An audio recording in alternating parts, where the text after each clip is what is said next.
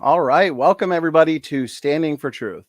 My name is Donny, and I am your host for this next session, session 3 to be specific, of our Defending Genesis conference. I am pumped for this one. We've got legends of young earth creation, John Mackay, the creation guy, and Joe Hubbard, two of my favorite defenders of the faith. Gentlemen, as always, thank you for giving us your time for specifically this our annual conference. How are we doing today? Well, I'm doing all right. I'm in South Australia at the moment, and I'm equipped at least with a boomerang and things like that, given the title of our talk. And it's been, well, relatively different. We've had a few storm fronts, so we're praying we won't get one this morning because the screen will go all shattery if we do. But no, everything's fine down here, and great to be with you again, Donny. And I'm doing all right. I'm not equipped with boomerangs, but I am equipped with an Egyptian hieroglyphic dictionary in 2 parts, which is fascinating reading, but it has a lot to do with boomerangs. And that's what we're going to be discussing about today. So we're looking forward to that. And yeah, it's pretty bleak and awful here as well at the moment, but we've been preparing for some exciting times coming up. So you'll hear a little bit more about what we've been up to in just a little bit. Awesome. Well, the creation research team is a fan favorite here on Standing for Truth, and I'm excited for this session, from Boomerangs to Babel and back. And so to the audience, we are going to interact with your questions at times. We do have presentations as well, of course. So please, if you have a question for Joe or John, just send them in. Keep it on topic as much as possible, of course. And so I guess we'll just get right into it. John, I think we'll hand it right back to you. Okay, thanks, Donny. We'll just, while I've still got the screen before I swap onto slides, and not only do we have boomerangs, I bought some lovely stone axes in, Australian Aboriginal stone axes, of course, and they'll be challenging the way you think about design. And we're going to be dealing with, from, as Donny said, boomerangs to Babel and back again, and they are all interconnected. It's not just a play on the word boomerang, but the history of what we've been able to find out. It makes you wonder, did Noah throw a boomerang off the ark just to see if it would come back after the flood? Interesting speculation there. But first of all, it's quite a while since we've been on Standing for Truth. So in the next 90 minutes or so, Joe's first job, my first job is to actually give you a ministry report. And if I can now sort of swap back over to my slides, Donny, I'll just get them up there. I should be on screen now, correct, with the picture? Yes, looks good, John. Good, okay. There's our new Sam designed logo and our touch from Australia. You can always get in touch with us through creationresearch.net or follow up the various offices there. And just to visit Jurassic Ark again, that's our first museum. We now have 3 in Australia and 1 in England and 1 coming up in the USA, but more about that later. Do you see the big monster? There's Craig Hawkins, our Tasmanian director there. There's John Mackay, the creation guy. And we are standing behind well, I guess you could say it's a beautiful representation of a giant creature from Australia's past, not too distant past. It's actually a giant goanna. Yes, we still have goannas in Australia. There they are, beside a pile of grass. And when my wife sees one of those down the backyard, she really loses it. But they're only tiny compared with what they used to be. And we know they used to be bigger because here's the skeleton. On the left-hand side is a present-day skeleton. On the right-hand side is the fossil. Bone for bone, tooth for tooth, jaw for jaw. They are the same creature. They used to be monsters. Now they're midgets. And we're just about to add a 3D section on giant roos at Jurassic Ark, so that you can come to Jurassic Ark and not only dig fossils, you can not only see some of the experiments which we'll talk about today, you can actually see how big creatures used to be. I mean, left-hand side, 1 fossil giant kangaroo. Right-hand side, a present day, the biggest. They used to be monsters. Now they're midgets. And of course, we live in Australia where here's the latest book on the origin of kangaroosters, it looks like, Evolution and Biogeography Australian Vertebrates. Now, one of the authors there is Dr. Michael Archer. Now, some of you may remember that I've actually debated Michael on the ABC. He is not very keen on either creation or people who promote creation or people who actually believe it. Interesting country we live in, but then that's pretty much all around the globe. Now, when you have a look, there's our theme for all of our museums. It's straight out of the Bible. Beware of false science, it will lead you astray. Yes, we've used the old King James science there because the newer translations would use the word knowledge, but putting it together, science is the old Latin/Greek word for knowledge. Doesn't matter whether it's what we call physics and chemistry or biology, or whether it's knowledge of politics or economics. False anything leads you astray. Okay, so here's the issue we'll be getting through. What about the Aboriginal people in Australia? There's what the Bible says. If you read it fairly literally and you try and add it up, I've done it 3 times, and you get pretty much the same sort of answer, plus or minus a little bit, from the first man, Adam, to Noah, 4,300 years ago, to the Tower of Babel, to Abraham, to Moses, and of course it's 2023 AD, and the AD referring to Jesus Christ, of course. And there's an Aboriginal pastor. I preach for that man. And on the left-hand side is one of my mining colleagues, and on the right-hand side is me, fairly worn and cold in the winter down there. But the old Aboriginal gentleman, he's had to put up with a whole haranguing from, well, we just had a big referendum in Australia about native rights and Aboriginal voting and things like that. And they were telling us that the Aborigines have been here for 65,000 years. And I bought a boomerang in, I bought an Aboriginal stone tool, and we'll be looking at the evidence today on how long they've actually been here. And of course, the evidence of what's in the Bible. And there, by the way, is the first lecture, academic lecture, ever recorded. It's actually to a group of Greek academics, not fundamentalist believers, but Greek pagan academics. Paul is reminding them that even they, with their views of evolution, were actually made from one man, Adam. And they were in Greece, same as he was, so that those people would seek the Lord. Now, as my Aboriginal pastor who's become a Christian says, that's why we are here in Australia. But he doesn't believe the 65,000 years ago. Neither do we. You see, there's a biblical picture. Yes, you can say John Mackay takes the Bible literally. He makes no apologies for that. So when I'm reading the history sections, I take them as history. When I'm reading the poetry sections, I take them as poetry. But Genesis, where this information comes from, is actually a history book. Only one bit of poetry in it where Adam describes his wife. Bone of bone, flesh of my flesh, she shall be called woman. That's the only poetic statement. It sort of would translate into modern, wow, what a good looking chick she is. But you realise the bottom bit? Aboriginal Jews and Jews can't have been on the planet more than 4,200 years. Interesting. Not 65,000 years. So what actually is the evidence against, yes, you heard me right, against the old earth and for a young? No, that doesn't look like an Aboriginal. It's certainly not a verse out of the Bible. It's one of the herringbone ferns that I grow. Beautiful, isn't it?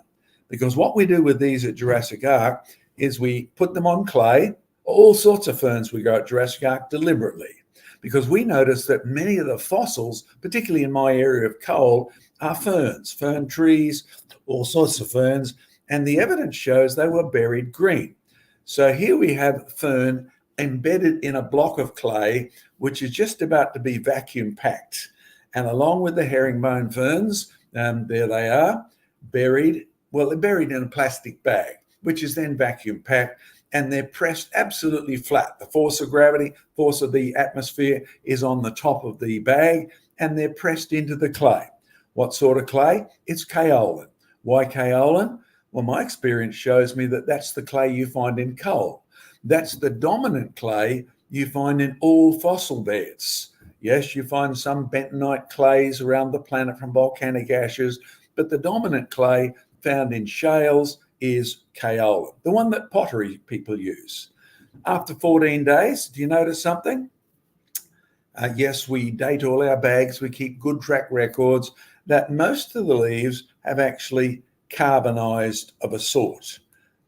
14 days, get close up. There's still some that are slightly green, but most of them have gone jet black. By the time you've got 24 days after you started the experiment, well, I'll tell you what, it just looks like a fossil.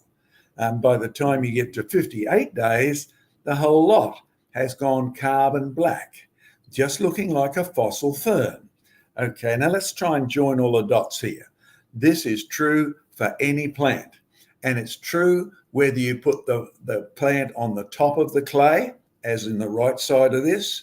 This was a clay sandwich experiment, so we put one fern, one plant, poor man's spinach really, on the top of the clay, and the other one was inside. Notice they've both been carbonized. And our experiment, our display at Jurassic Ark, I think we're the only creation museum which has evidence that you can make coal quickly. Yes, we can even make coal, and we can make methane gas, and we can make fossils, not with vast amounts of time, but with clay, and recently with more than atmospheric pressure.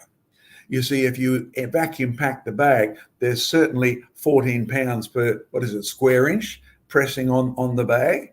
Well, we invested in a 12-ton press and pressed it down, and you see the tube at the bottom coming out. It's connected up to this. And at the top of this, which just looks like a bullet that you'd strike, it's actually tailor-made for this experiment so that it will be absolutely airtight when it pushes into the cylinder that's slightly wider at the bottom. Pulling it apart, yes, you're quite right. All these experiments cost a lot of money. So if you want to make donations, listen to Joe. I'm sure he'll be happy to tell you where all the money can be going to if you want to help us with the costs of these. These are highly machined so that there is no leak spots. There's the big cylinder. Into that, we'll put the clay, the white clay, the kaolin clay, and or the kaolin-rich clay, and we'll put the fossil. Then above that, we'll put that middle washer, which is a nylon washer, which is squashed by the almost the bullet impression at the bottom right-hand side. And then we stand it up on that big leather. See the odd-shaped leather thing at the bottom? That's what we squash it onto. Then we'll replace that with the iron plate at the top left-hand side and push out what we get. Because there it is in operation. The 12-ton press is just about to come down on it. The clay in the cylinder will now be squashed. The slowest part of this, by the way, is waiting for all the air and the water to actually squeeze out through the leather. The clay won't do it. The particles are too big. But the leather and the air and the water actually makes its way through that bottom bit. And we have to slow it down every now and then because some of you know water is incompressible. And so we'd get nowhere if the water didn't leave. Well, there's the end result. Do you see that brownish marks, the orange marks? What we've been doing now is realizing one thing. When you make shale, which is largely clay, 70 to 80% clay, 70 to 80% kaolin clay, the stuff with the best fossils in it, it's actually compressed. And you'll find that the compression in the real world, think of Noah's flood. Without Adam, there'd be no death. With no death, there'd be no fossils. With no Noah's flood, there'd be nothing to compress the fossils. Compress? Yes, way more than 12 ton, because not only do you have the weight of the mud, the weight of the clay, you have tons and tons of water, much more than our 12-ton press. And it would compress everything that was buried in Noah's flood. All right, now here's our curator. He's the guy that I give the orders to, and he bounces back with good and better suggestions sometimes. And then I bounce back and say, all right, let's do it. And you're in charge of digging it out. One fossilized toad. By the way, they're not usually that skinny or that flat. You put 12 tons of pressure on them and they really do flatten up. There he is, squashed. But you notice what color he's gone? They don't start out as black, but they end up in the clay as black. And so do the ferns. This started out bright green, and it was bright green in wet clay, in wet kaolin clay. Then we put the pressure on it, and within a day, it's carbonized. Now, if you notice, you've seen that before, it was here. Top left-hand side is a real fossil in real shale. I dug that up out at the Ipswich coal measures. And when you actually, look at the bottom right-hand side. The actual fossil is still there. You can lift it off. And so I have quite a large collection of fossils that are just pulled out of the shale in 3 dimensions, but a very flat version of 3 dimensions. And the fossil is no longer green fern. It's absolutely carbonized. Do it again. Except this time, this is the one we actually made artificially. The leaves of the fern are now jet black. It happens after 28 days without pressure. It happens in 1 or 2 days with pressure. So you can lift up the right-hand side, lift the leaf off. The leaf is still there. It's now no longer green like you saw it being bagged. It's now black carbon. And you've also got some other byproducts like methane. Well, we actually have done some other experiments. See the white tube? That's the kaolin clay. You see the fossil inside? Yes, when you have a look at it, we can fossilize insects. We can fossilize cockroaches, and they go to be absolutely flat, squashed by 12 tons of pressure. And then the kaolin, I'll tell you what, they make a lovely fossil in 1 day. That's all that took, 1 day. Everything's beautifully preserved. Nothing can escape except the fluids. And the fluids from inside the cockroach will actually generate some chemistry in the shale. So you get brown residues. And probably if you wanted to keep going and squash enough, you'd end up with some oils from these creatures. Again, the point, and you've heard me and Joe say it a long time. You've heard us say it a long time, but it's not an issue of time. Time doesn't make the slightest difference in these experiments. It's the process. You have the right process. You don't need a long time. You have the wrong process, slow burial. I'm sorry, you need a long time. The evolutionist has picked the wrong process. That's why he thinks he needs millions of years. That's why we make that point and will continue to make it. It's never the evidence which contradicts what God's word said about the flood or creation or the Tower of Babel. But do you know the rest of what Peter wrote? The willing ignorance, the deliberate ignorance, the choice to ignore the actual evidence. You know, we have geologists come and watch some of these experiments, and many of them go away saying, wow, I didn't know that. But quite a few of them go away saying, that can't be true. It has to be a trick. These can't be real experiments. These are just toys that are designed to trick us. Well, you see, the real history of change is that one. The Bible says the word of God who was there, the word of God being Jesus Christ, the creator, that back in the beginning, everything was very good.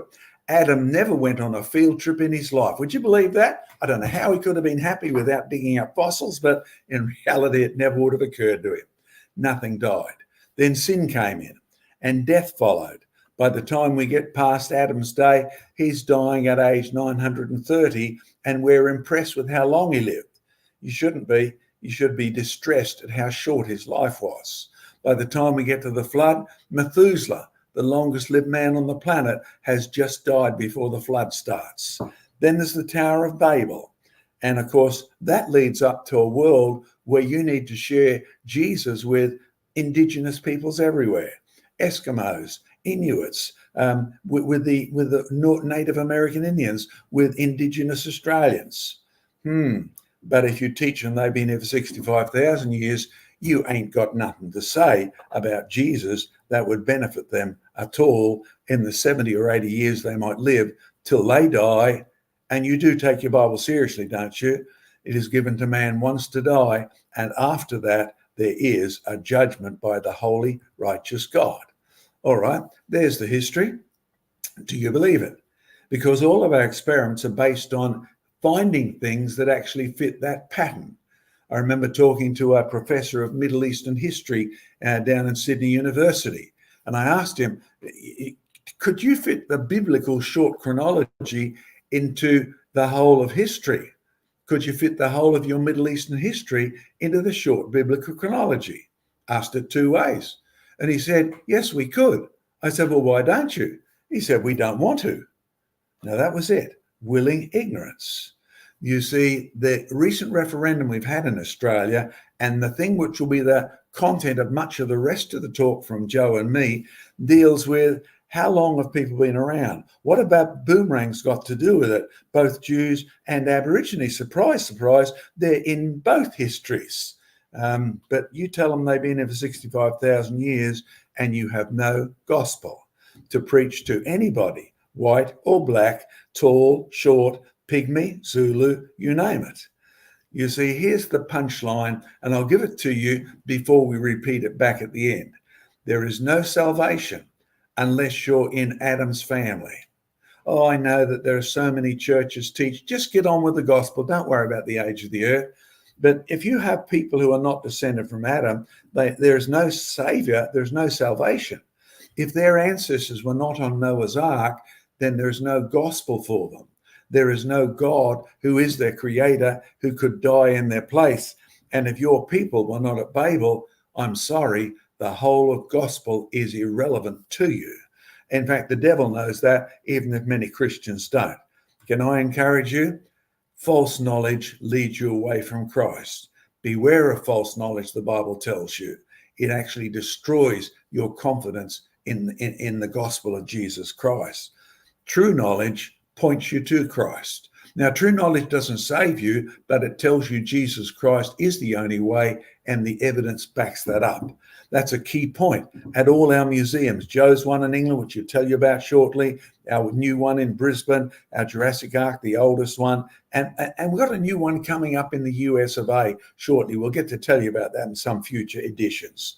All right, now Joe's going to take over shortly, and I'll come off the screen here and get myself back if I can. There we are.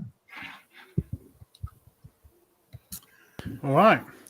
Yeah, I'm just going to do a slightly shorter presentation than what John did, but just to kind of just run down and to tell you a little bit about what we've been doing in the UK, because yes, it has been just a little while since we were last on, but hopefully you can see that up on the screen now. I'm just going to run through a few quick slides, and then I've got a few things to show you in person. But yes, on the slide, you can see 3 QR codes, 3 different ways that you can support the Ministry of Creation Research, and ways that you can donate to us. Just scan it on the screen. In particular, the UK and the USA are both tax deductible. So do go and check those out and see how you can support the work that we're doing all over the planet. All right, this is the big thing that we've spent time on since we were last with you. I think the last time we were with you over Christmas time, we would have done it from the Creation Research Centre here in the UK. But we've been busy renovating and sorting out and setting up our museums project here in the UK. We've also been over to the USA as well. We're now well over 30,000 fossils and artifacts in our collection, and you'll see some of them in a moment, including some of our rather spectacular archaeological collections, because it goes beyond just the fossils into the natural history, geology, and into the archaeology. And I'm actually sitting in our library at the moment, and you can see a whole load of our research books from all over the world, and they're really vital for sort of doing what Scripture tells us to do, which is to test all things, to prove all things, to check all things. And you'll see us doing some checking today with regards to some Egyptian hieroglyphs and writing and grammar and so on and so forth. But there's the museum at the moment.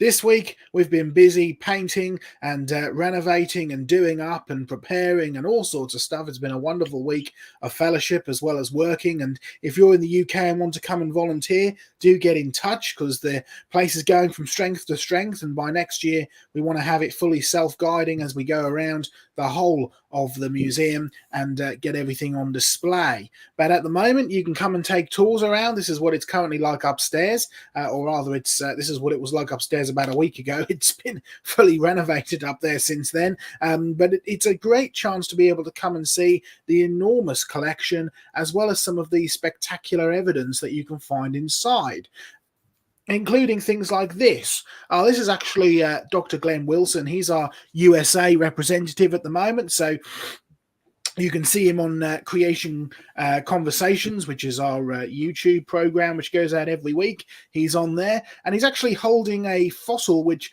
technically belongs to Craig Hawkins, who runs our Tasmanian museum. But it was in the USA, so he shipped it to Glenn first before we work out how to get it onto Tasmania. But you'll probably be able to recognize what kind of fossil that Glenn is holding. It's actually a Jurassic dragonfly. These are the original Jurassic rocks, by the way, because it's from the Solnhofen in Germany. And it was those rocks in Germany at the base of the Jura Mountains that the Jurassic is actually named after. Named after the rocks in the Jura Mountains, named by Alexander von Humboldt, who recognized that these rocks go all around the world. And they all have remarkable evidence of flooding in them. So these are the original Jurassic rocks, and these are, at the Solnhofen, are supposed to be 159 million years old.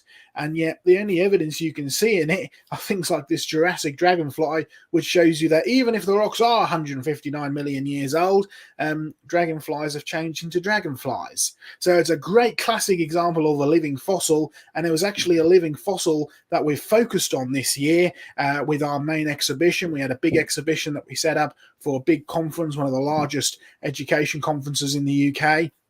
And we set it up for that convention and turned that into then an exhibition for here in the museum, all about living fossils, and it's really rather fascinating. Of course, if you get to come to one of our museums, one of the things you'll quickly learn is that, or quickly find out, is that our main emphasis at these museums is to teach people that all things were made by Jesus Christ. Because you'll find that in both your Old Testament and your New Testament, it's Jesus Christ who's not only the Savior, not only the Sustainer, he's the Creator as well, and he is the coming King. So beware of this knowledge, but also rejoice in the fact that all things that were made by Jesus, even though we live in a broken and fallen world today, they were all originally made very good. And it's a big part of what we try and promote and do in creation research. So go and check out the creationresearchcenter.com, which you'll be able to go and see some of the newly revamped websites with all of our programs and projects on. Support the Global Museum Ministry and sign up to the Creation Research newsletters. We have ones that go out in the UK, in soon to be in the USA, and also internationally as well. So go and check those out, and check out our YouTube channel as well. I know that Sam is around on the chat, and Doki's around on the chat putting stuff out about creation research, so thank you for that. But yes, we have really exploded with our YouTube content in the last little while, so it's good to sort of be following in the footsteps of Standing for Truth. But go and check out Creation Conversation, goes out every week. Indiana Joe's Road Trip is a new program we started doing a couple of years ago, and it's one of our more popular programs as well, which is really just following me around doing geology and seeing what we can find. So you can see here in this one, in this episode, we found some spectacular polystrate trees. So go and check out Indiana Joe's Road Trip. There's a new season that's just gone out, and new, certainly since the last time we were on Standing for Truth. And big thanks to Sam for this, for really setting it off. And it's proving to be very popular. We have a live 24/7 broadcast, a live stream, which goes out around the clock on Creation Research YouTube channel called Creation Research TV. If you have a smart television, you can put it up running all the time. You can put it up in church lobbies, in restaurants, in all sorts of stuff. It's a fantastic way of getting creation research content out to you 24/7, and that's really starting to take off, and soon we'll have schedules and programs and all sorts of stuff ready to go on it. So go and check out Creation Research TV as well. Coming up, some fun stuff. We're preparing for our first ever Christmas parade. This is in the Creation Research Center downstairs, but you can see Susie, one of our workers, who's very stylishly modeling the ride-on dinosaur costumes that we got. But we're going to have a whole set of dinosaurs on the back of the trailer with people following along, and you can see just how fun some of this stuff is. You just imagine, I think these have become rather famous on the internet, these kind of blow-up dinosaurs, but it's good fun. But we will also be handing out gospel tracts. We will be handing out information about creation research. So just pray for us, if you're Christians out there, for the work that we're doing, as well as the outreach that we're doing, that people would be reached with the gospel by this as well. Last couple of things before we take the slides down, and I'll just show you one or two quick fossils before we get into the real meat. I don't do social media too much, and I tried to start up a blog a few years back, which never really went anywhere. So we've kind of shut that down. But what we have started doing, and we're already getting lots of content up, is every day or so, I'll put up little snippets of information about what I'm doing and what you can pray for, and where I'm traveling and what I'm digging up and all that kind of stuff on a Telegram channel. I like the Telegram channel, not just for its security, but also the fact that I can just kind of treat it like a, almost like a blog, and just put up a few photos and comments and Bible verses and so on and so forth as we go. So if you're interested, you can go and find me on the public Telegram channel, Joe Hubbard CR. There's the QR code and the link there. So go and check that out, and I'll try and put a link up in the comments as well, so that you can go and follow me on the Telegram channel, and a reminder of how you can actually support us as well. And there's all sorts of information like this on our websites. But I just want to show you, Donny, if you want to bring me back on camera, I just want to show you one or two quick little fossils, new things that we've found over the last little while, including starting with this rather fantastic fossil from near the Whitby area in the last road trip that I went to. That's up in Yorkshire. And some of you might recognize what this is, particularly if you watched the debate that I did with Snake Was Right a little while back on the Standing for Truth channel. These are actually fossil ginkgos, and I use these as examples of change, which did not mean evolution. What are we talking about? Well, you can see the beautiful examples of these ginkgos, and the big, long, lovely fronds that they have. And the modern ones only have two of these fronds, two of these lobes. That's why the modern ones are called ginkgo biloba. These are Ginkgo huttonii, named after James Hutton, the famous geologist from the north, introduced us to the concept of uniformitarianism. So he's got a connection to creation geology, or anti-creation geology rather. But the one thing you know for sure, in 175 million years, the only change you can see in these fossils, that is if the 175 million years is accurate, which of course we don't believe it is, but if that is a real time, the only thing that's happened in 175 million years is that ginkgos have shrunk slightly. In other words, not only are they still living fossils because they're still ginkgos, they haven't actually evolved at all. So not only are they evidence of living fossils, no evolution, but actually evidence of devolution. So that's a great new example which is going into our creation research museum display on living fossils. And I also just want to show you one rather, well, it looks slightly insignificant and it looks just like a sort of a little piece of wood, but I don't know how well it'll sort of show up on the camera, but you might just be able to see in there, there's some sort of greeny coloration and there's actually some flecks of shiny metal.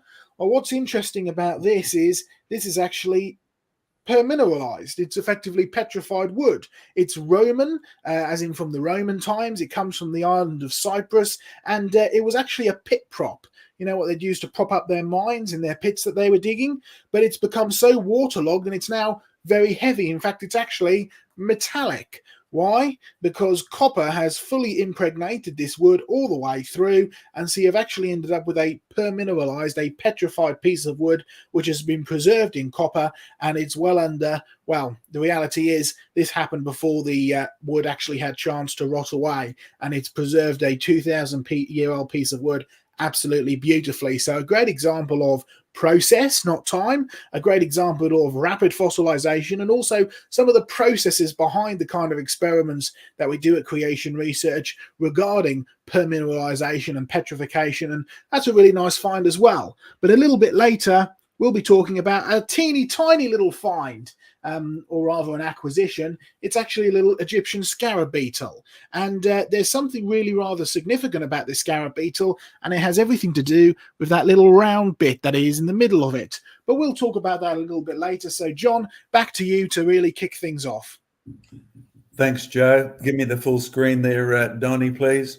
And you will have noticed Joe's clay-rich Yorkshire shales with the ginkgo in, just like in our compression machine.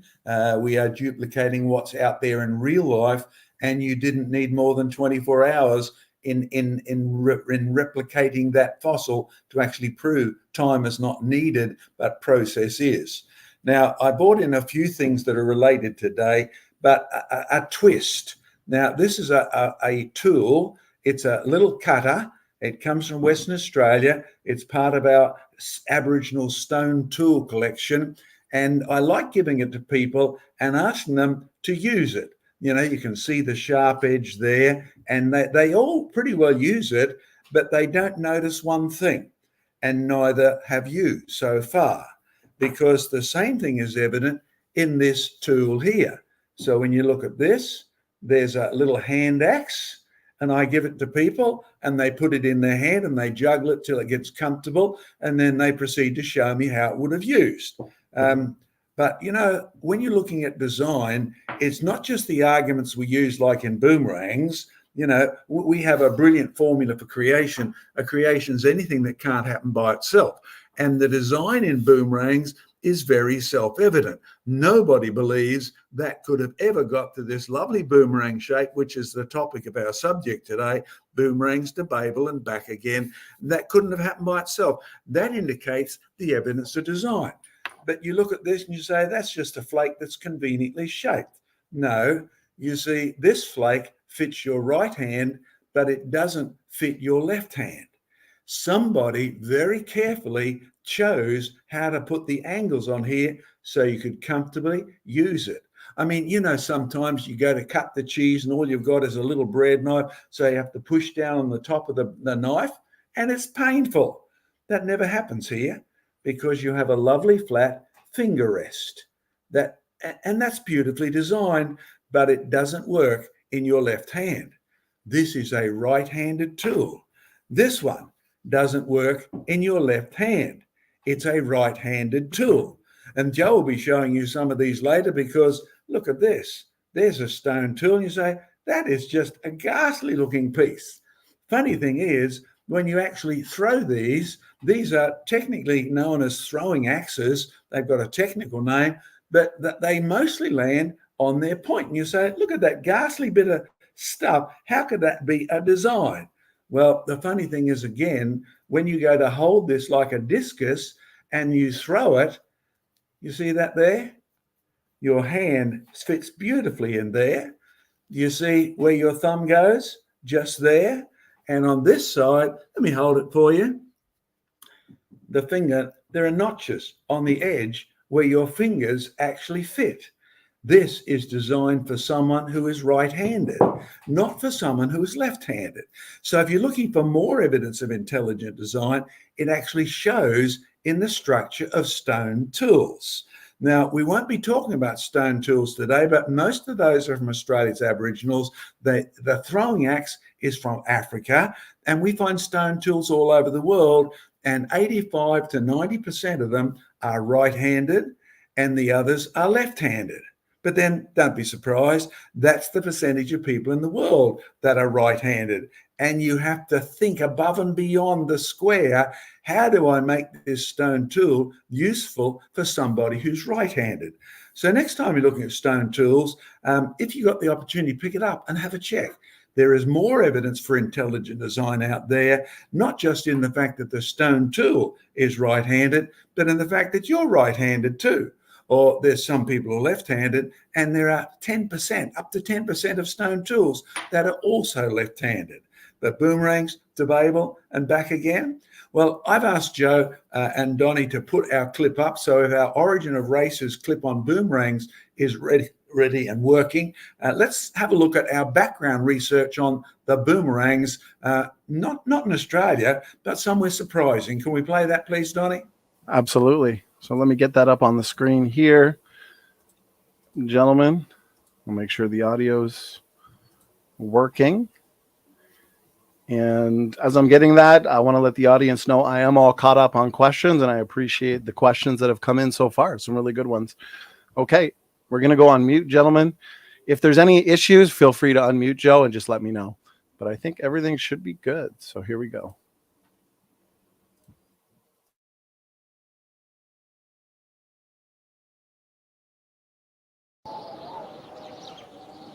When the Spanish left Mexico to explore the Grand Canyon in the early 1500s, the Native American Havasupai Indians had already been there around 500 years.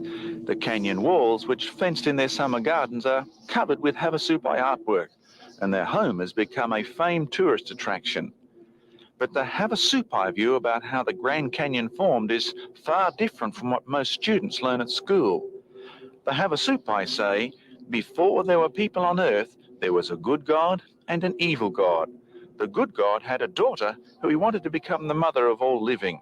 The evil God was determined to stop this, so he covered the world with a great flood. The good God hollowed out a big tree and placed his daughter in it. And when the waters flooded the earth, she was safe. Finally, the flood waters went down, the mountain peaks emerged, and the canyon was formed. The hollow log came to rest on the new earth, and the good God's daughter stepped out onto an empty world. The ancestors of the Hopi Indians began to move into these canyons several thousand years ago from Asia. They brought with them the same flood stories. They also carried these, throwing sticks or boomerangs. They used them to hunt things, just like the ancient Egyptians, people in India, the first inhabitants of Poland and the Middle East. And the most famous of all was the Australian Aboriginal boomerang. It was the world's first environmentally friendly weapon. You couldn't throw it away because it kept coming back. Each group bought the boomerang from where man originated. But where in Asia was that? And if we all once lived together, then how come we look so different? And why do we speak more than 3,000 different languages? Now that's a boomerang. The claim that North American indigenous stories of the flood and creation were the result of missionaries adding biblical colour to traditional Indian tales is easy to prove wrong. Hunters and explorers, such as David Thompson, who penetrated far into Canada long before missionaries arrived, collected this record from Western Cree natives. After the Creator made all the animals and had made all the first people, he said to Wisagachak, "Take good care of my people and teach them how to live. Do not let the people or animals quarrel with each other." But Wisagachak did not obey the Creator. The Creator warned Wisagachak, "I will take everything away from you if you do not obey." But Wisagachak did not obey and tricked the animals and people. So they fought, and the ground became red with blood. So the Creator sent a great flood and washed the ground clean. The sea came upon the land, and everything was drowned except one otter, one beaver, and one muskrat. These throwing sticks, which look like Australian Aboriginal boomerangs, were found in places such as King Tutankhamun's tomb in Egypt.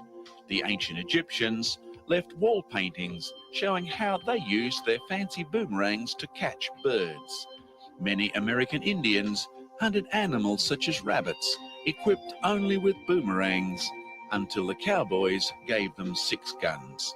So, despite the boomerang fame of present-day Australian Aboriginals, their race was only one of many which took boomerangs from Babel. The Aboriginals later migrated down India and across to Australia, where they became acclaimed users of another famed Australian invention, the woomera or spear thrower. But this implement was also well known throughout the ancient world. This museum illustration shows how North American Indians used a spear thrower or woomera in exactly the same fashion as the Australian Aboriginal. Common technology is yet another pointer to a recent common origin, which also shows in the way we speak. Languages do fall into distinct family groups.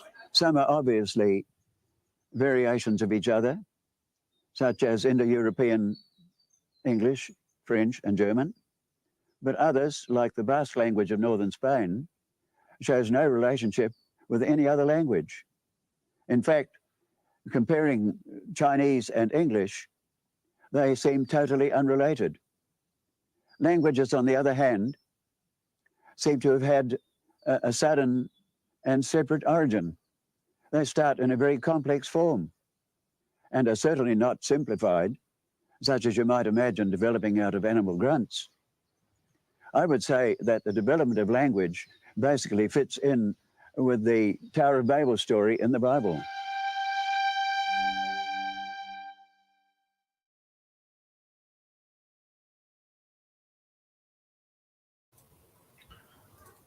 Very good, John. Let me unmute you, gentlemen. Good. If you can put me on full screen, please, Donny. Sure. Now, can you see me there? Yes. Yeah. You can. That's good. I just got to get myself back up. There we are. All right. Now, we hope you enjoyed that rather extended clip. We actually intended to turn it off a bit earlier than that. But you will see one thing. We've been doing research on this all around the globe. And yes, we went to all of these places, interviewed all of these natives, and it's still available on our Origin of the Races trilogy, which you can download, which you can stream, which can be seen on many of our platforms, and I'd encourage you to look at it. We went there, we collected the evidence, and we learned how to throw boomerangs into the Grand Canyon. A marvelous little invention, this returning boomerang. But it led to one other thing, and I'm going to talk just for a brief moment on what led to the next bit, and Joe's going to take it from there, and then we'll have our first question time, because I can see them piling up there. Okay. Now, I was studying, you know, the whole controversial section that deals with giants in the land in those days. And I did a little bit of interesting research because I like to check words. So I thought to myself, why do we use the word giants when there's no measurement of the size of these guys in Genesis chapter 6? So I looked at my good old King James, but giants is not an English word. Giants is borrowed from the Latin, which is borrowed from the Greek gigantes. And I thought, that's interesting. Why? Why do the modern translations use Nephilim, a straight transliteration of the Hebrew, but these guys, 1600, 1700, use gigantes? Okay, the answer is simple. You see, giants as a word is borrowed from ancient Greek, G-I-A. Well, I knew that word. I'm a geologist. Gea, the earth. Gea, but more specifically, the earth goddess. And Gaia is the one who invented, created Uranus, and then she mated with him. And they had big people as offspring, heavenly beings, angelic beings, demonic forces, etc. And you have giants. Now, you can choose that word or not if you like, but I'd recommend you go better off with Nephilim because it's the word that's there. Okay, but then I had a strange thought. I don't know about you, but my mind tends to get excited by funny little things and let off. And I thought, gee, I wonder where G comes from. Now, I realize that makes me weird. Most people don't have thoughts like that, but I decided to pursue G. Now, it was almost like the old Sesame Street. You know, today's letter is G. G for giddy up, G for all those things. So I thought, yeah, that's interesting. Where does G come from? So basically, if we can actually bring my pictures back on, Donny, I'll swap over here and get them up again. Where are we? Right. That's what I found. Ga. Oh, there's the Egyptian there. Ga, with a funny looking pot with a lid on and a bird and a bench stick on the right-hand side. Now, I went hunting far and wide. I got about 20 or 30 web references everywhere from Wikipedia through all the Google sites, through you name it, encyclopedias, and they all basically had a reference to Hebrew and Greek and to Egyptian. Well, this is the Egyptian one we finally tracked down. But what was fascinating was they all had a reference to, see the curved stick on the right-hand side?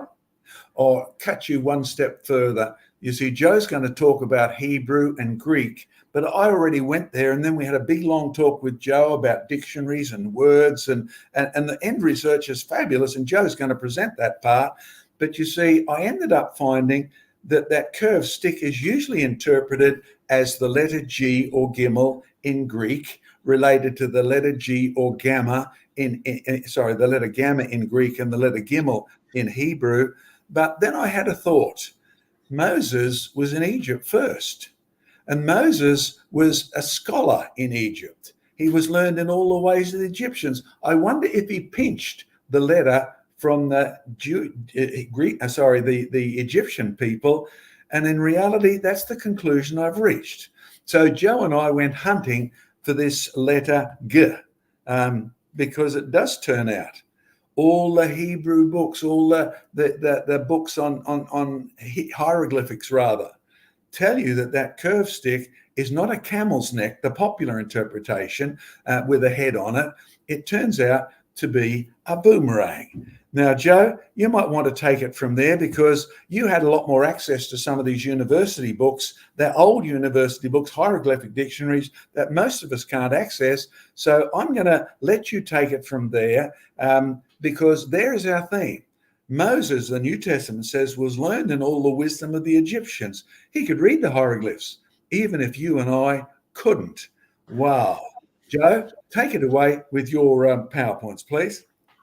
Right, Joel. Well, before I go over to PowerPoints very briefly, I just want to show you, because as you can see, we've got a whole research room full of all sorts of books, and we've been rather blessed over the years to receive a whole series of research opportunities and research books. And yes, this was the one that John held up a minute ago, Volume 1 and Volume 2, right? The Egyptian Hieroglyphic Dictionary, but it's not by any means the only one. Perhaps the most authoritative one is the Allen Middle Egyptian book, which I have just here with me. And right at the back, there's actually a sign list, and it's all of your, hieroglyphs with the meanings behind them, but not just the meanings, because you've got to remember hieroglyphs is not just a pictorial language, it's also a grammatical language. In other words, a bird doesn't always mean a bird, right? A bird can tell you which way to read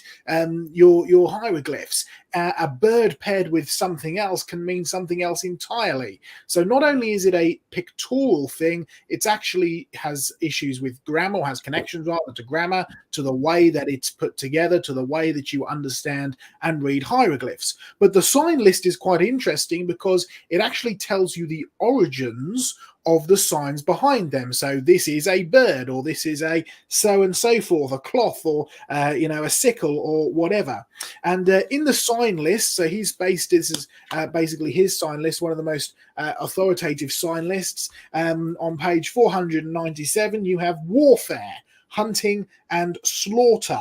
And just down towards the bottom, at T14, you actually have that same Gimel sign. And it is what is the description? A throw stick, often used paired with the bird. Why? Because paired with the bird, you have hunting. Because what would you use your throw stick for? The same one, or the same thing that the Australian Aborigines would have used it for, which was for hunting, particularly for birds. Now, we have more examples of this, particularly in the connection of, is this Gimel sign a camel's neck, or is it a throwing stick? But we'll dig down a little bit deeper into that. But for now, I'm just going to pull my screen up because we're going to have a look at the Boomerangs to Babel program.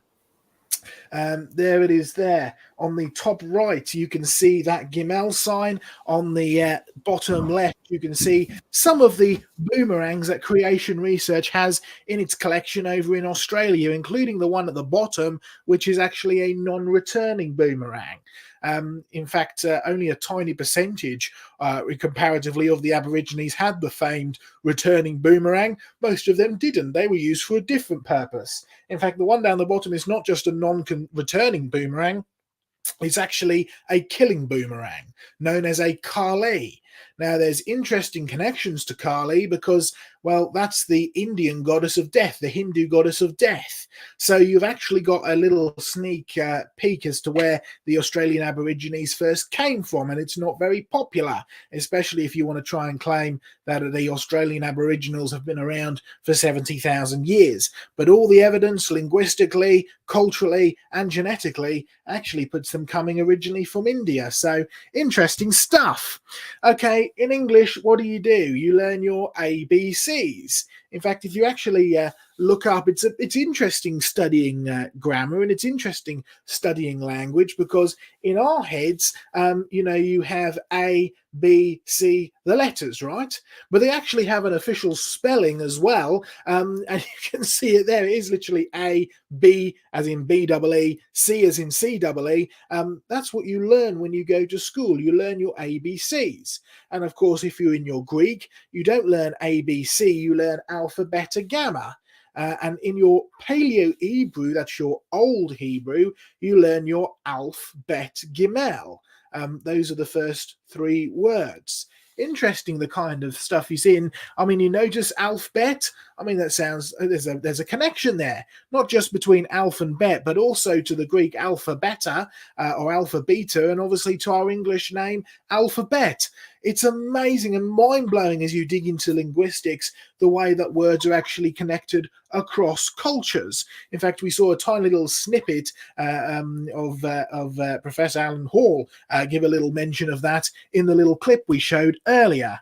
And there's actually your letters, right? Capital letters, A, little lowercase a, capital B, lowercase b, capital C, lowercase c. And then you've got your Greek, A in the English, and then you've got your, well, actually, they're pretty similar, aren't they, in the Greek? You've got a funny little tail to the B, but then it goes a little bit strange with your gamma. I mean, we've got a little stick-like thing, but it's actually similar to what's going on in the Paleo-Hebrew. The only difference is it's the other way round. I mean, there's your gamma highlighted with your gimel, and you can see the two symbols that are used in both the Greek and in the Paleo-Hebrew, and they're pretty similar except for one thing, they're switched around the other way.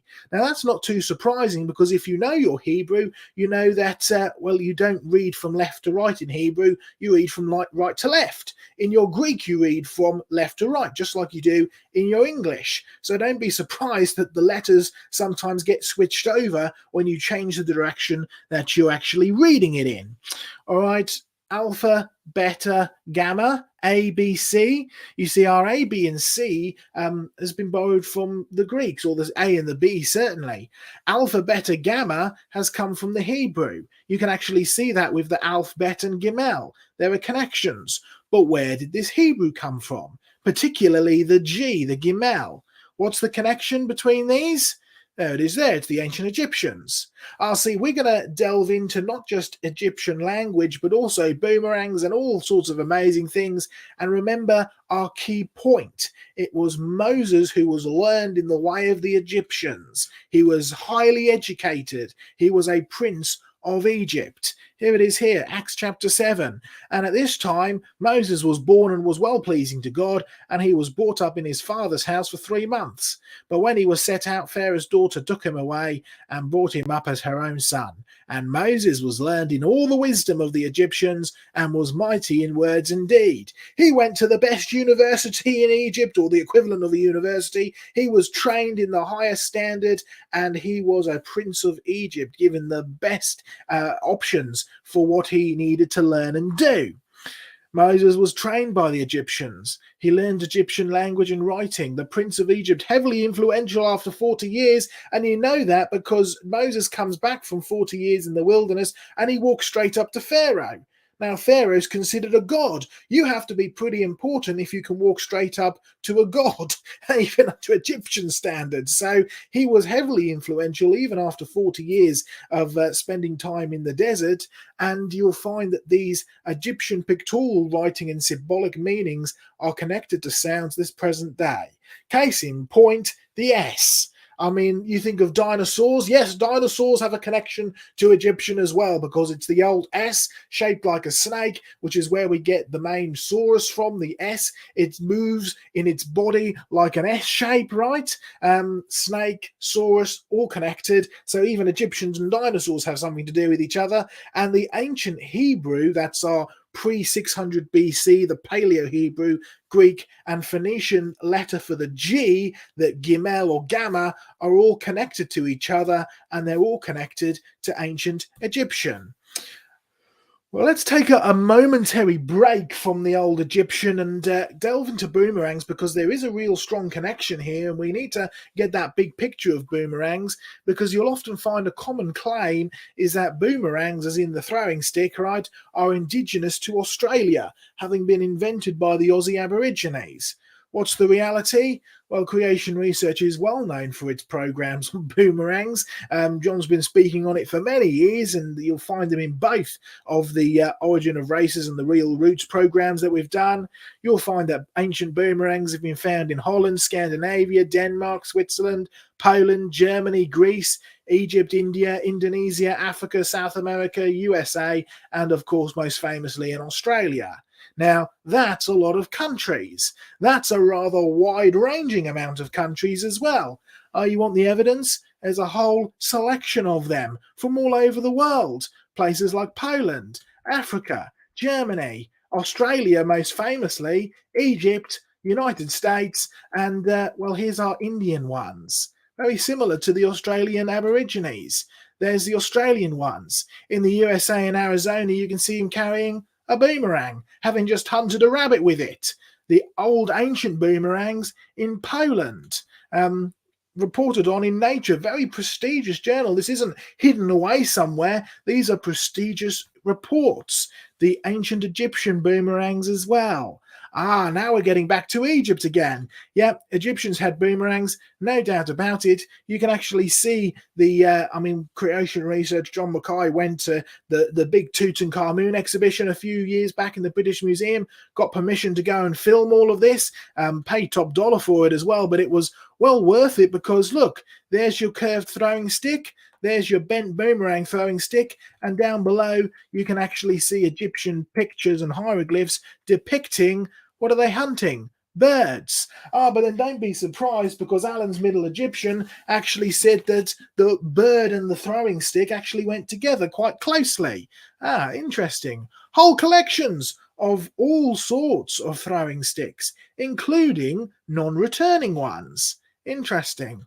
There's your bent stick as shown in the Egyptian hieroglyphs. There's your, or funny wavy stick. There's your normal looking boomerang. There's your bent one in the pictures. In fact, this is an original painting, original hieroglyphic painting that is still in the British Museum today. You can go and see it there, and you can see the Egyptians using throwing sticks, including perhaps most famously the one found in Tutankhamun's tomb, the one that John went to actually go and film. You see, the reality is these boomerangs have been found and have been used all over the world. I mean, look at what the chap in the middle is carrying in his right hand. It's another throwing stick. In fact, they actually report it as such in the museums as well. They're used as weapons of war. They're used as hunting. They're used for everything that you'd use a boomerang for. And now we get back to the language. The old ancient Egyptian symbol for the throwing stick, which is also part of the ancient Egyptian G or J, they're used synonymously. And you can go through all of the literature. Gimel equals a pictorial symbol of a throwing stick facing left. In all of the Egyptian dictionaries, you can actually go for and look. By the way, we've cross-referenced it, not just with Allen's Middle Egyptian, not just with the main, you can see it in the back here, throwing stick in the Egyptian hieroglyph sign lists for exercises, but also in, from the University of Toronto, the study of ancient hieroglyphs by Mercer. You find all of this cross-referenced. There's no doubt about it. The ancient Egyptian G or J Gimel is a throwing stick. I mean, it's not surprising. It even looks like one, right? Well, let's follow this through and double check. There's those books I held up earlier, an Egyptian hieroglyphic dictionary. Just for all you doubters out there that think that it's the more common or modern idea of it being a bent camel neck, you can actually check the list of hieroglyphic characters and what each one represents. You can see we're down in XIX, right? Weapons and arms. There's the bent stick, the two depictions of it. And what does it call it there? A boomerang. In fact, this is going one step further than just calling it a throwing stick. It's a boomerang. It means to throw. There's an interesting reference to foreign nations as well, and there's some interesting linguistic connections, which I was just chatting to John about just before this program. So there's our next research point, right, to actually go and look into that. But boomerang it is for sure. No doubt about it. There it is, plain as day. Boomerang. Okay, well, there's the Paleo-Hebrew alphabet. I'll bear in mind, by the way, that you're actually reading this right to left, same as modern Hebrew. It's not going the other way, right? And you can see you've got your, on the far right-hand side, you've got your Alf sign, then you've got your Bet sign, then you've got your, hey, that looks like that Egyptian throwing stick. In fact, it's the Gimel. It's the same name as the Egyptian letter as well. Interesting. There it is there. Gimel. Okay, Gimel, it's related to your Egyptian pictorial symbol of a throwing stick. It also faces left. It's the same letter.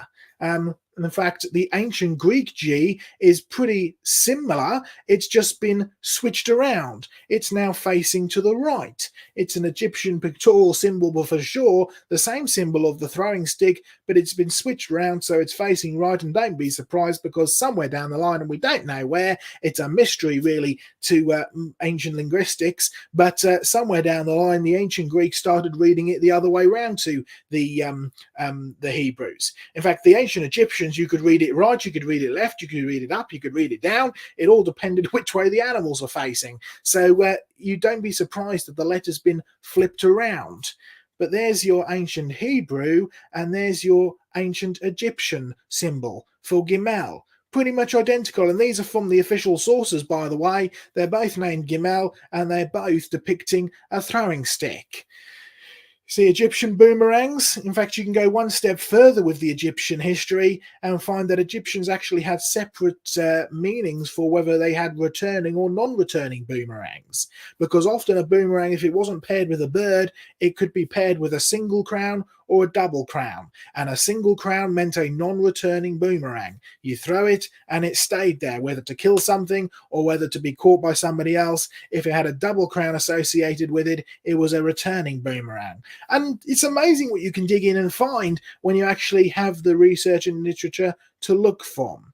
You see, the old claim is that the Greeks borrowed from the Hebrews, who borrowed from the Venetians, but this view is slowly being abandoned now because of this kind of research. Well, what's the Babel connection in all of this before we hand back to John?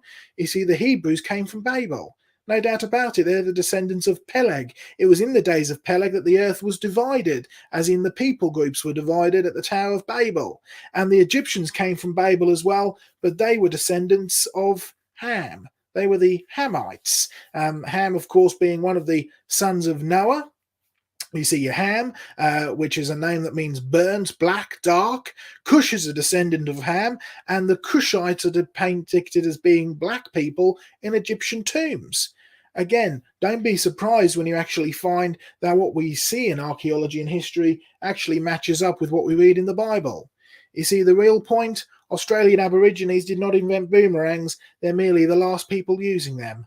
Boomerangs are found all over the world. They're found used by all different people from all over the world, not just the ancient Egyptians, but also as far over as North and South America, up into Poland and Europe, down into Africa. And what's interesting is that, well, we don't know this yet, this is now speculation, but the Egyptian boomerang symbol could also be meant for foreign nations, but it was also connected, and this is the official in our Egyptian hieroglyph study book where you have the sign list. It could also mean the old word Negro, which I know is now a politically incorrect term, but it's actually still used in the scientific literature as in meaning black. And so there's a really interesting potential connection here into going down and looking into who actually first introduced the throwing sticks to the Egyptians. Could it have been the Cushites? Who knows? Well, another little bit of research that we need to go into, but the reality is the boomerang or the throwing stick has linguistic connections to many languages, including ancient Greek, and you can actually trace this down, by the way, because you can see a whole chart of how the old ancient Egyptian Gimel became the ancient Hebrew G for Gimel, down into the Greek Gamma, and all the way down into our modern day G sign. It's a fascinating history. But the big picture, if you want it, is that God made all nations from one man. Now, nothing to be with these old ancient hominids or less evolved people or anything like that. God made all nations from one man, the Bible says, that one man being Adam. And he made all nations from this one man for them to live on the earth at the times and the places that he appointed. Why? So that they would seek the Lord. So make sure when you're using your boomerangs or you're talking about your ancient Egyptians, you realize the big picture of the gospel through all of this, because it all points back to the fact that we all come from one people. The fact that we all use boomerangs around the world, the fact that even our modern English G is related to an ancient Paleo-Hebrew word is amazing, and it just goes to show that we're all related to them in some way. And it was because of God's judgment at the Tower of Babel that we went our separate ways and our languages changed and the way that it all culture changed, but it all goes back to this big purpose that God made all nations from one man, and he put them to live on the earth at the times and the places they he appointed so that they would seek the Lord. Acts chapter 17. John, back to you. Let's go back to both of us because you've said a lot, Joe. I've shown a lot. It's been very exciting. It's probably time for questions. And Donny wants plenty of questions and plenty of time there. So noticed your little note there, Donny. How's your voice holding up, mate? It's handling pretty good. Well, maybe. Lots of water here. So that's good. Okay, so we'll take questions now for the next little while, and then if we have time, we'll round this off. But I've enjoyed today. I've certainly enjoyed doing the background research along with Joe and his files there. It's just been very exciting. So, okay, what do you want to do question-wise, Donny? Well, firstly, excellent job as always, gentlemen. I think George Bond sums it up perfectly here. He says, now that's what I call in-depth research. And so Joe and John, you both are incredibly important to the young earth creation cause. You're both your team is doing some of the best real-time experiments in the world, I would argue. And so we do have a couple questions regarding the experiments that you've presented on here, you've presented on over on your channel. Also, I do have to say, I love the 24/7 live streaming you brothers are doing over on the Creation Research. It helps me greatly. I'm working, listening to you guys all day. So keep up the great work. Okay, so first question comes in from Tanya Brown. Do their experiments making coal, oil, shale, and limestone produce products identical to those found in the ground? Okay, the answer is undeniably so. It's really got the old Earth geologists puzzled, because we have on our website, our current website, which is currently being upgraded, but you can still access the current one. Just go to Exciting Research and then look up coal, clay, any of those words. There's a couple of search engines there, and you will see some of the experiments that produce methane. Now, the methane produced by our first of experiments, where we just simply have the clay and we have the vegetation inside it, and then we just sort of vacuum pack it. As I said, that means the maximum pressure on it is the weight of the atmosphere. So it's not a huge amount of pressure, no more than what's pressing on your lungs or whatever. But what you notice fairly soon is the bag begins to swell. Certain products make more methane gas than others, and you can see them listed there. If you want to do the experiments, we'd encourage people to actually copy the experiments and report back to us what you get. But the most fascinating thing is, by using the kaolin clay, fairly commonly available, go to a pottery shop and ask for kaolin clay. Out here in Australia, you can either buy it as a powder, which is the cheapest way. It's a bit of a pain to have to make it up, and it's like making up old-fashioned medicine, and you've got to get rid of the lumps and all of that. But when you get it made up, or you can buy it as potter's clay in blocks, maybe 20-kilo blocks, and then slice a section off, put your fossils in it, vacuum pack it. Ordinary kitchen vacuum pack will work. And if it swells up, then you can guarantee that it will be methane, and pure methane. And I know that because you see most organic compounds that break down long chain hydrocarbons will actually produce smells, right? And if you try to burn that methane, it will burn, but boy, do you have to remove yourself at quite a distance. But all of our methane is the same high quality that comes out of the ground as pure methane. So you get a beautiful blue flame, you get lots of heat, you get absolutely no stink whatsoever. For those of you who want to know what the stink is, usually it's a sulfur compound. Sulfur makes some incredible smells. You notice that when you produce it as well. You do produce methane, by the way, in your digestion, but don't light the other end where it comes out. It's a party trick by stupid boys, but it is there. But so are a lot of the sulfur smells, and you know that to your embarrassment usually. So what you find is, when you make the methane this way, it actually produces pure methane. So point number one, we've actually told the people, the industrial people, we can make methane without any heat at all. All we need is the clay and the bag and the vacuum packer. And I thought we would have been, yay, that's really great. And people said, you're inventing more pollution for the atmosphere. Oh, this is a green world gone mad. There's exactly the same amount of methane in the plant when it was alive, and that we've broken off in the plant now that it's dead. So we haven't increased the carbon content of the world at all. We started with the carbon that's here, we produce methane usable, and we do it with a very low heat budget. The same turns out to be true for the coal. It's been quite hilarious. You can look up the coal experiments on our experimental research or exciting results. Go and click on that, and you will see us making coal. And you say, how could you prove it's coal? Well, we've been challenged many times on this, and we've done many, many sorts of tests, pondering, now. We used to lecture in coal geology, have given papers at coal conferences, and very rarely do the people involved in coal actually quiz the tests we've done. because we actually told one serious skeptic, how do you know this is coal and you're not just burning a black leaf or black leaf compounds? And we said, because when you burn it, it smells like coal. And they went, ho, ho, ho, that's not a test. Well, I grew up with a coal stove. I grew up with steam trains, you know, the old ones that puff out the top. They're much more exciting than diesels or electric. And you could tell the coal smell. It's got a very bitumen rich, full of organic compounds, and it's very distinct. It's also, they discovered ages ago, very useful when you've got, you know, your stuffy nose. You ought to take some.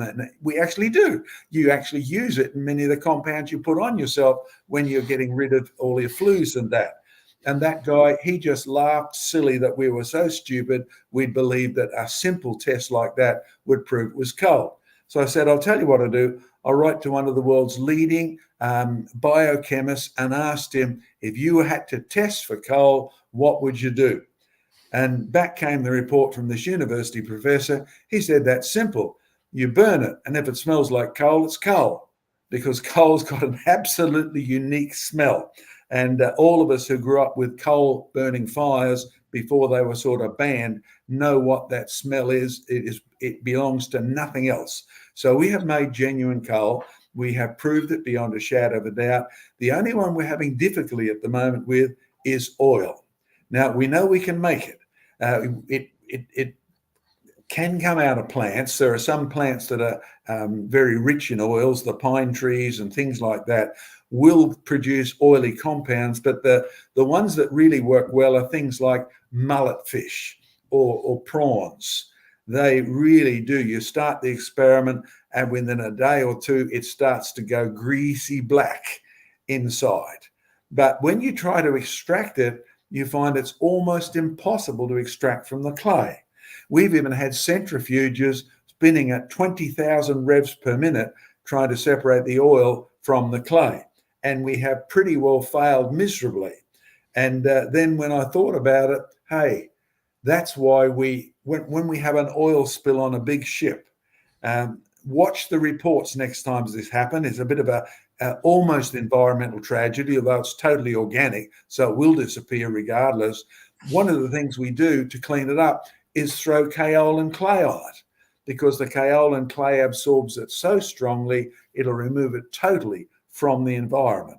And then the bacteria will slowly turn it back into normal organic compounds that are in the environment. And if you think they can't clean it up totally, you have been led astray by the green movement.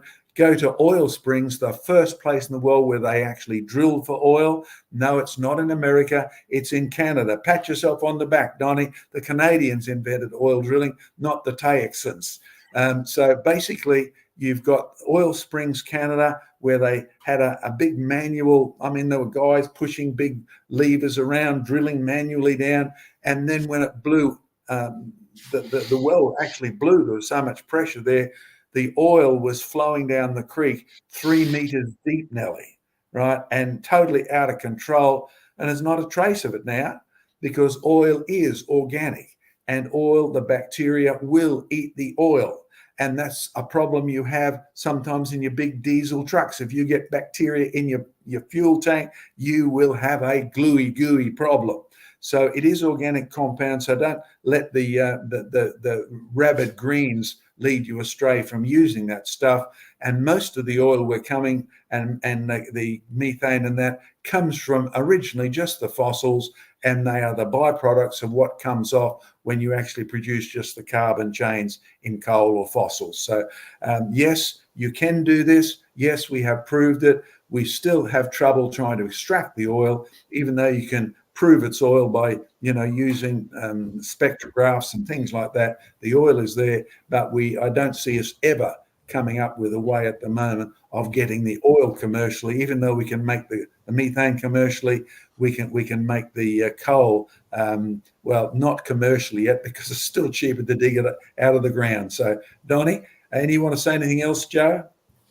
Just very briefly on the shale kind of stuff, you can go again to creationresearch.net, click on research, but you can see where at Jurassic Ark, which has Jurassic rocks in it, what it's named after. And the Jurassic rocks have layers and layers of light rock, layers of dark rock. It's a type of sandstone mixed with lime there. And what I know that you did, John, along with a couple of other researchers, is go, well, these strata machines are all well and good and they have spectacular results, but what happens if we take actual real life sediment instead of, artificially produced or collected from different places around the world? And you took me over to different islands to collect sands and stuff to put through the strata machine. What happens if we actually take rock, turn it back into its original sediment, put it into the strata machine? What's it going to produce, right? Real life testing. So get a nice great big chunk of this rock, okay? Jurassic rock has layers of light, has layers of dark, and you crash and smash it all up back into the original sediment.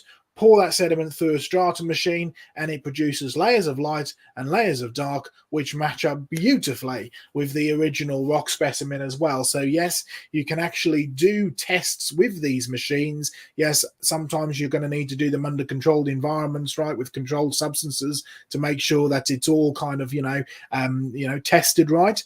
But when you apply it to the real world, you'll find that it matches up beautifully, whether it's coal, oil, or strata as well. So there you go. Yeah, thanks, Joe.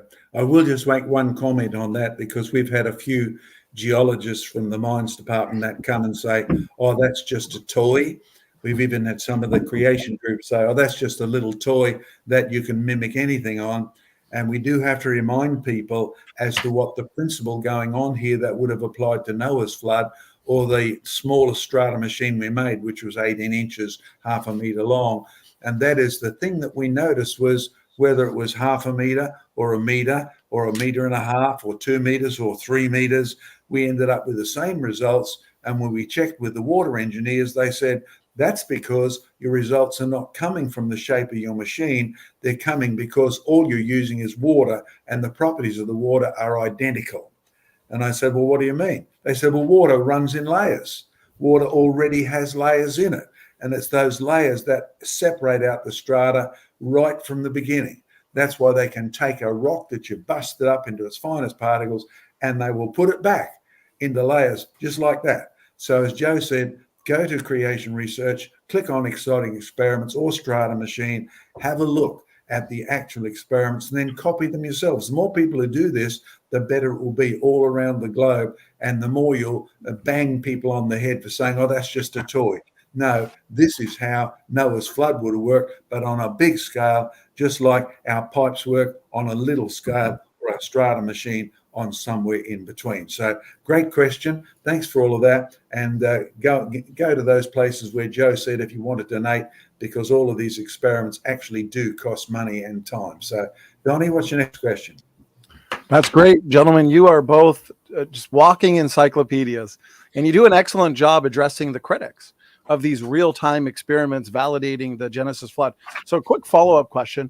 So when these critics, some of the most militant critics, will say the young earth creation model could never explain all of the coal, oil, natural gas, limestone, for example, in just 4,500 years, your real-time strata experiments have demonstrated that no, all of this can be formed rapidly under the right conditions. Yeah, and not only rapid formation. I remember Professor Ian Plimer, who surprisingly is totally anti-climate change. Climate changes who want to say human-induced stuff. He's totally against that sort of philosophy, so good on him. But at the same time, he still wants millions of years.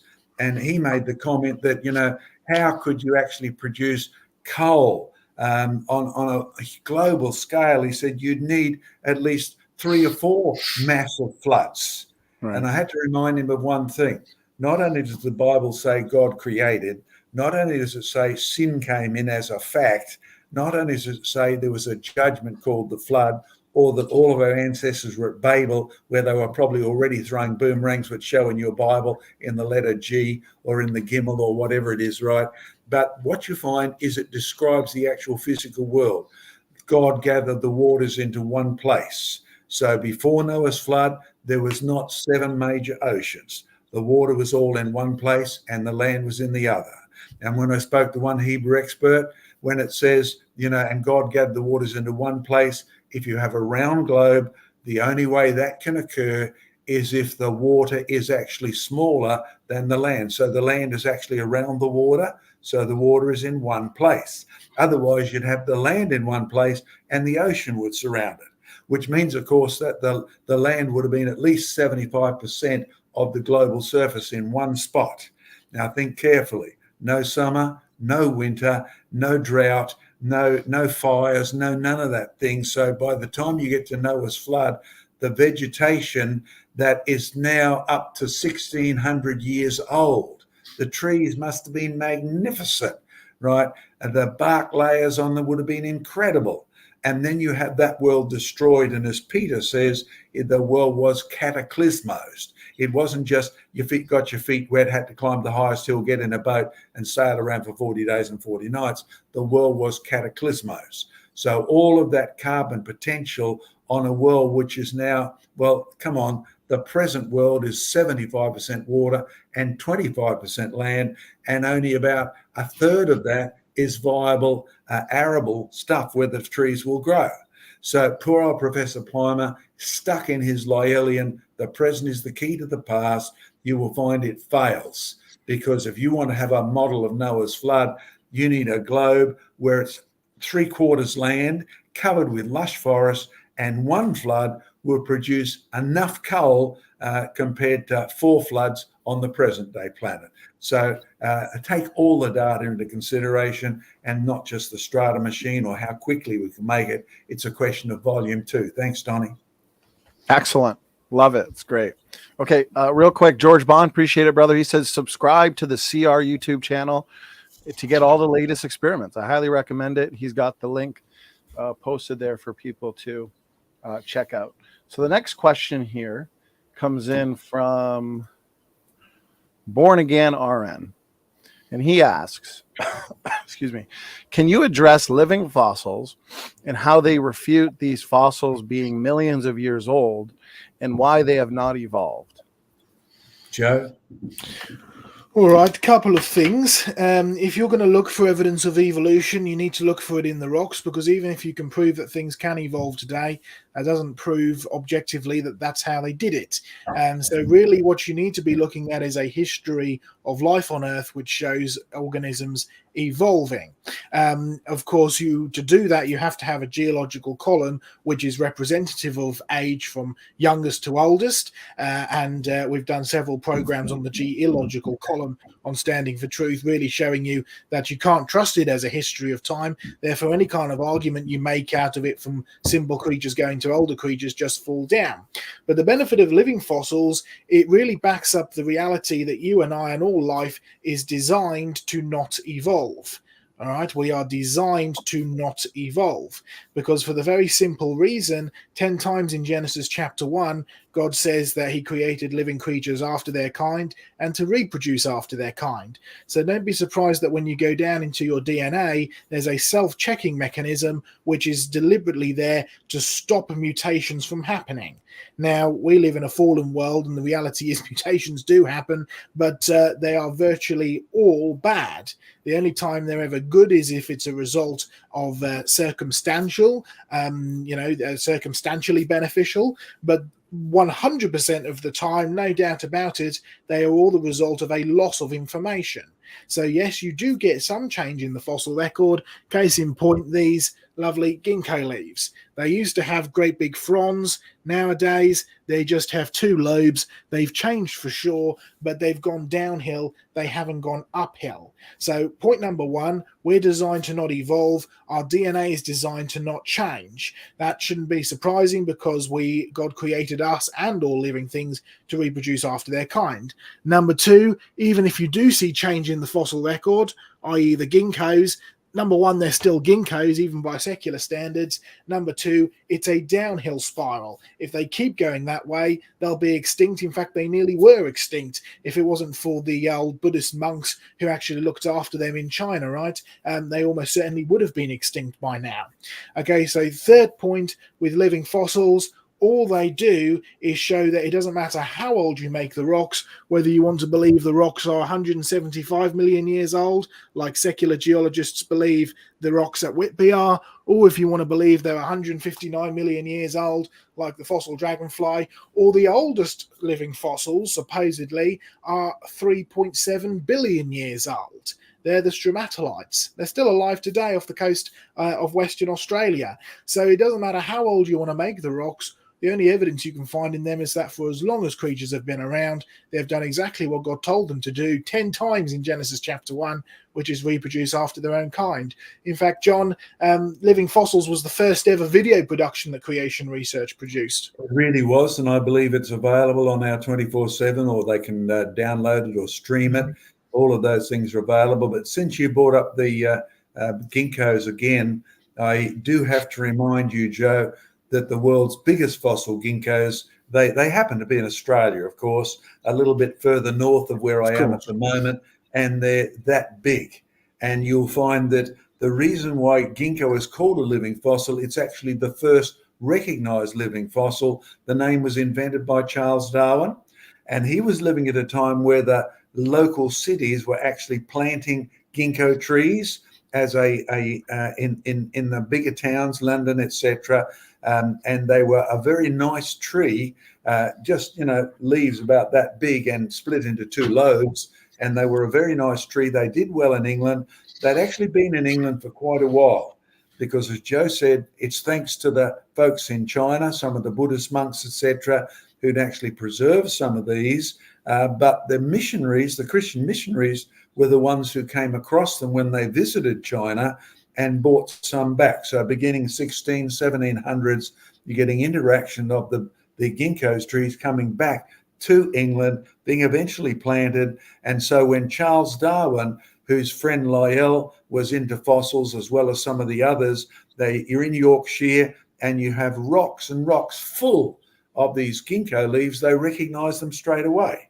And hence the term living fossils. And the key point is the same point Charles Darwin made. The fossils are the worst part of my theory. Right now, don't let that out of your mind. The fossils don't help evolution. Even if you make them millions of years old, the fossils, as Charles Darwin recognized, were the worst part of his theory. Ginkgos become ginkgos, and they used to be this big. Again, I'll remind you, it's in Australia, Joe. Up near Lee Creek, you'll find gigantic fossil ginkgos. Yeah, I know you haven't. And today they're down to that big, and they don't grow very well in Australia at all, except down in the southern colder climates like in England. So again, loss is the key feature, loss of size, loss of fragments, but again, devolution, not evolution. So again, look at our fact file, look at the Q&A site, search for living fossils, and you'll be amazed because actually everything on the planet at the moment is some kind of living fossil, Donny included. Very true. Excellent answer as always. The last presentation you gentlemen did with us was on degeneration, extinction, and devolution. So I recommend people check that out. Okay, next question comes in. Another common criticism or challenge from the evolutionist camp. So the question is, how can the flood model explain places like Specimen Ridge, where there are multiple layers of fossilized forests and volcanic ash layers alternating on top of each other? Okay, well, I'd recommend that you go to our website again, go searching for polystrate trees, because if you are allowed to dig at Specimen Ridge these days, which I doubt, you will find that the polystrate trees all around the globe are pretty well characterized, and I've dug them up from Alaska. I've dug them up from right across Canada through Nova Scotia, where they first enter the literature, right across through England, where they've been known for centuries but not recognized as such, across into Asia and Europe, down into Australia. So we have the world's biggest track record of excavating these things. Now, I'll be honest, it's good exercise, absolutely boring, because what you find is when you get down to the base, even if you find what you call a root base, you will find that when you get to the end, the roots are snapped off. At Jurassic Ark, we have quite a large number of trees, fossil trees, 10,000 fossil trees. And some of them are polystrate, meaning they cross the strata. But we have one lovely big root base, and every root is snapped off. We have a huge tree, which is, well, not polystrate in the sense of going through the strata like that, but because it's yay thick, it's polystrate anyway, right? It crosses multiple layers. And in fact, if you really want to talk about it, every fossil thicker than 1 grain of sand is a polystrate fossil. But whether we're in Alaska and they're on a website, or whether we're in England, and Joe can talk about some more of those in a moment, what you'll find is the fossils didn't grow where you find them.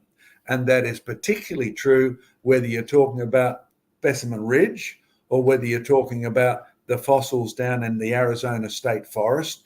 They did not grow where you currently find them. They grew somewhere else. So go and have a close look at Specimen Ridge, and you'll find they're vertical for sure, many of them. And they did not grow in a soil that's there at all. Joe, take over. Yeah, I mean, you find these polystrate trees all over the world. I think that's would be something for like a subject of one of our next documentaries, is to travel the world looking at polystrate trees. And in January, I'm coming back to the USA again. And in February, we're going to be organising a trip with David Reeves, our good friend David Reeves over there, to actually go to a polystrate tree site that John found a number of years back, and there's some spectacular stuff there. So you can trace these polystrate trees all around the world. They're often there in the Carboniferous, but they're found all the way up into you go all the way up into the Permian and into the Jurassic and so on and so forth. Well, you've got to, when you give multiple layers of these fossil forests and volcanic ash, again, the reminder that John made that you can't use modern day examples of swamps and so on and so forth to try and explain it. You've actually got to take a step back and go, well, we're dealing with a worldwide pretty much deposit. That was the point that Professor Derek Ager made, right? These deposits go all around the world. And you're also dealing with, well, you actually took me to a place in Tennessee where we could trace volcanic ash layers running across. So it's really not surprising in a global flood that you would have volcanic ash. I mean, we've got entire continents that are ripping up and stuff that's being pressurized and pouring out into the upper atmosphere. Well, that ash has got to come down at some point, and you'll find that when you actually have hot ash like this hit cold water, you end up with it solidifying, and you can actually map this all the way across entire continents sometimes, these ash layers. So I wouldn't really be surprised. But one of the key points that John made, and I think it really is stressed, that if you want to criticize places like Specimen Ridge or some of the big polystrate places, go and actually do some digging there yourself if you're allowed to, or at least go and actually see it, because one of the things I'll always be grateful for is that the Lord's enabled me to travel around the world and see some of this stuff, and John's traveled way more than I have, and he's got a lot more experience than me. So when you actually travel and go and see these places, and you can actually say, well, hey, I've seen this before, it's over on this side of the continent and over on that side of the world, it really helps in matching stuff up. I'll just add one more little field trip. I was blessed by being in the USA shortly after Mount St. Helens blew up. I was actually in Nova Scotia when it did blow up, and we even got the ash over there. It made the water go murky fairly quickly. But having gone back to the other side, and you'll find that there are recent polystrate trees there. And we know how recent, because they were growing in forests. The day before Mount St. Helens blew up, and then they were scattered everywhere from the water, right, where they floated for ages. And one of my colleagues, one of our creation research colleagues, was on some of the first research teams that were there and photographed all of this. And we have his photographs on our website showing the trees progressively sinking because their bases become heavier. That's where they normally soak water in.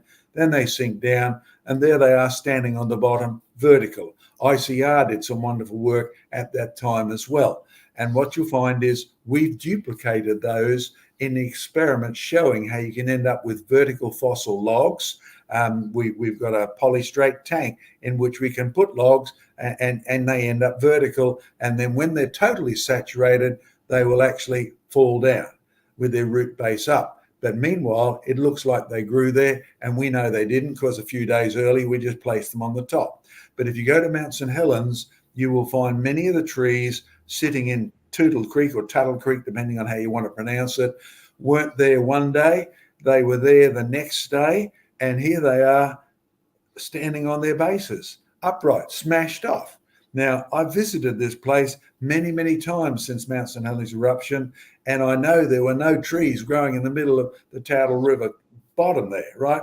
They were there one day, they weren't there the day before, and they're still weathering out of the sides of the volcanic ash beds that were laid down in a very, very short period of time. And what I found also was most amazing, when I researched all the layers of volcanic ash at Mount St. Helens and way up into Mount Rainier, etc., and all the way up through Washington State, because I love getting outside and climbing these places and digging. What you'll find is there are perfectly preserved petrified trees at Mount St. Helens, but they're from the previous eruption, which wasn't all that long ago, right? And the tree is standing upright and it's turned to stone, and these are vertical, and it's totally in volcanic ash. We know it didn't grow there. It's got roots ripped up. There's your clue. No soil, no whole root system. So go and have a check these places yourselves. Do a bit of climbing. It's worth the effort, because the standard story is borrowed from Charles Lyell, who borrowed it from the earlier skeptics. And here's what their logic is. Only the things that happen in the present are allowed to be used as explanation.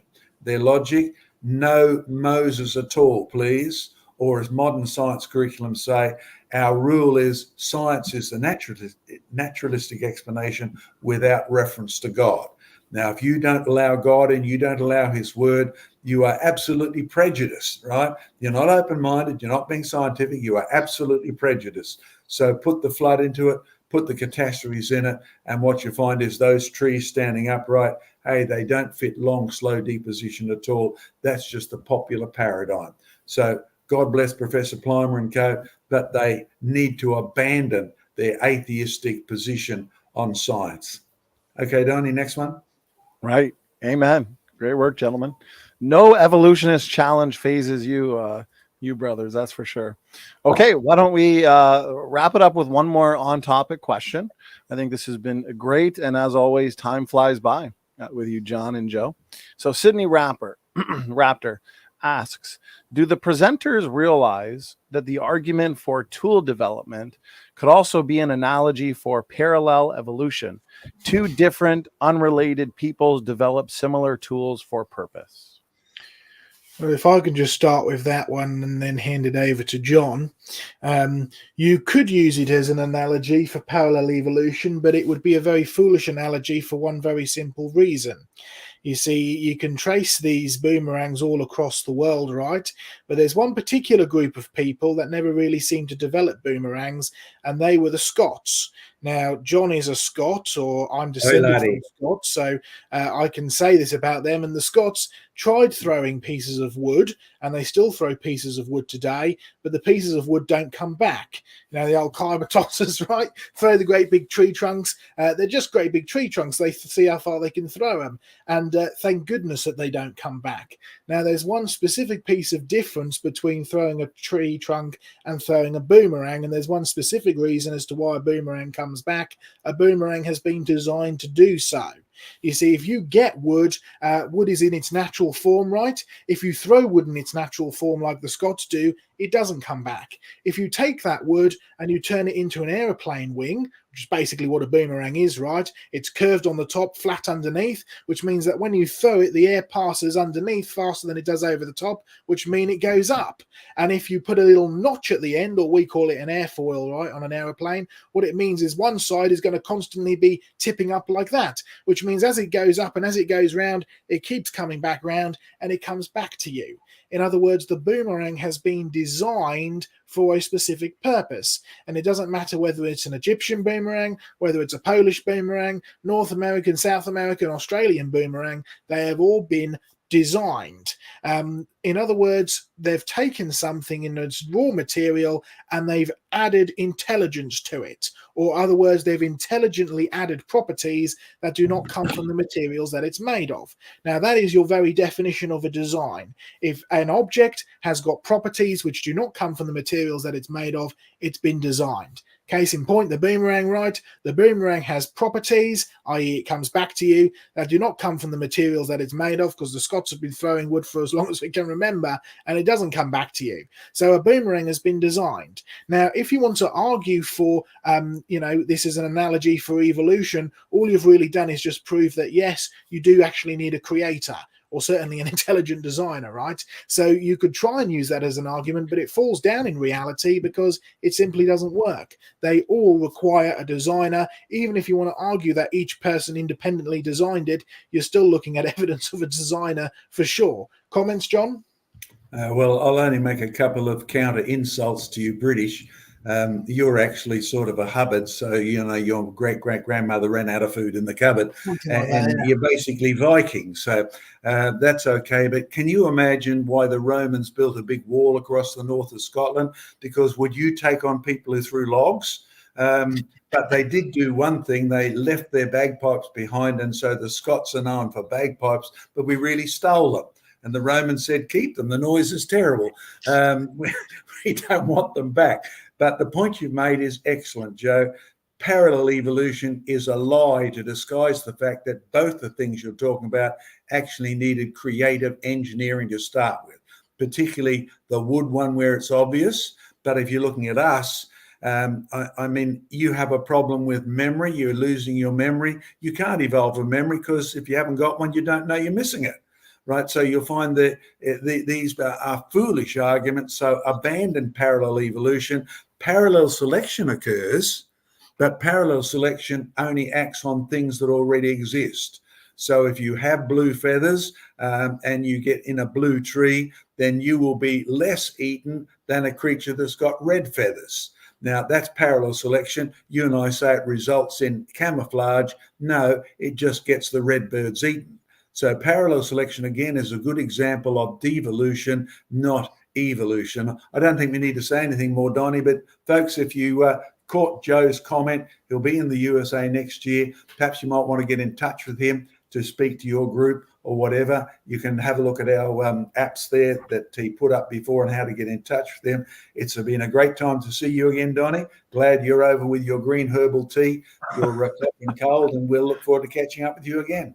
I do miss coffee, I have to admit. Let me just quickly share my screen very quickly, just with this reminder on it of how you can support us. But also, if you are interested in booking ministry, Craig Hawkins is doing a tour of Australia next year. I'm doing a tour of the USA from February to March. So this scans, these QR codes will not only give you access to donate and support us, but they're also to each of our main websites where you can get in touch with us in the USA, in the UK, and in Australia. And you can get in touch with our main representatives, John or Craig in Australia, myself in the UK, and Dr. Glenn Wilson in the USA to book ministry.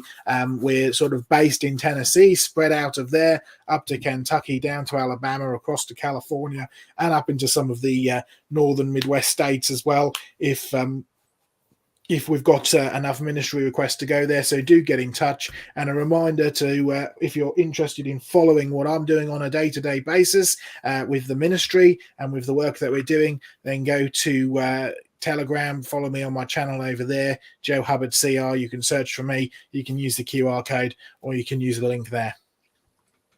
All right. That's awesome, gentlemen. I appreciate it. One of the most important, hardest working ministries out there. So John, Joe, as always, excellent program. Real quick to the audience, we'll be back in about an hour for our fourth session of our Defending Genesis conference. This time, we're discussing the Trinity in Genesis and all of Scripture. So we'll see you in about an hour. Joe and John, God bless the both of you. And to the audience, thanks for tuning in. Standing for Truth is out.